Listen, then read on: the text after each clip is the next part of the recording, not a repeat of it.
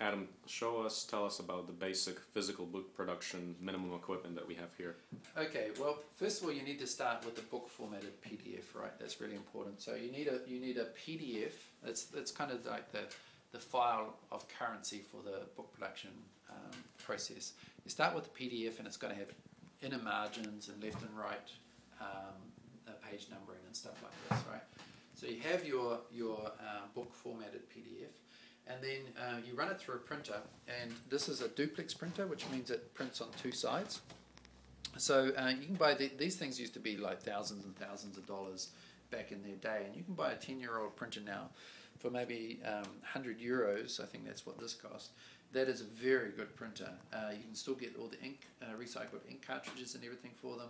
You can still find all the parts, but they're robust, and they're also this is a networked printer, so very sophisticated. So and they also have memory and extendable memories, and you need that sometimes because PDFs can sometimes be quite heavy. So you need something that handle quite a large print query. This will print it out duplex, which means it will print out one side, suck the page back in, and then print the other side. And you need that for book production as well. If you're working with a printer that doesn't do duplex printing, it's a nightmare. You have to print everything out, turn it over, and print it out again. There's no way of dealing with errors. You're not sure, if things are printed properly. It's horrible. Yeah. But a good duplex printer also has error correction, error management, I should say, so that if something gets stuck, it remembers what was stuck and it prints it again. They're really great.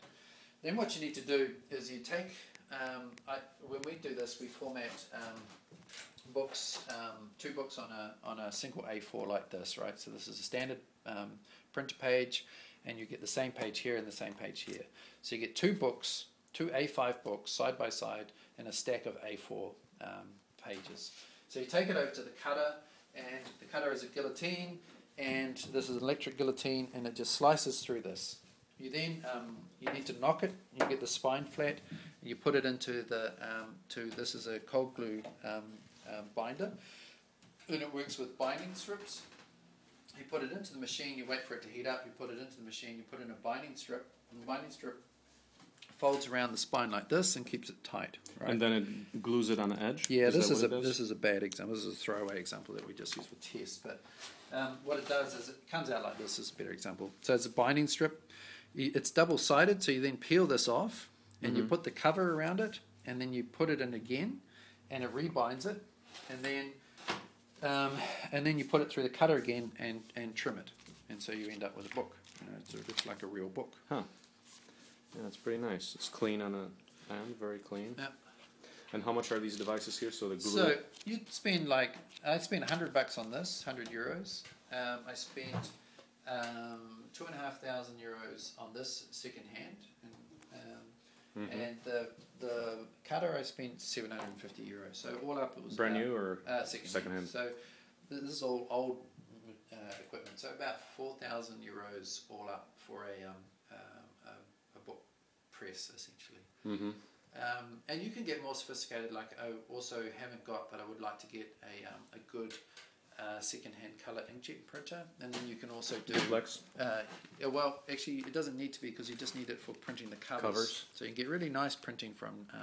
Essentially, this is really kind of the setup that print-on-demand services use. They use laser printers for their content, and they use inkjet printers for the covers and a kind of similar binding process. But you can have all of this at home or in your office for, like a second-hand inkjet printer, one that will print A3, which is twice the size of A4 standard printer paper. I think it's like 300 or 400 euros or something.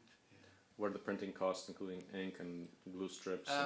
Well, everything? These old machines are very efficient. So I think each book comes out at under €1, and that will scale. Of course. Book of about what, 200 pages? Yeah, or? Exactly.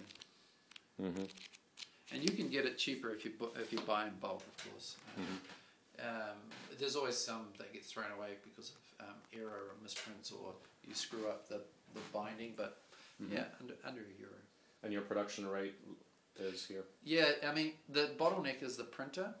So if you had multiple printers, you'd really be spitting things out quite quick. So we produce about one every 15 to 25 minutes, something like this.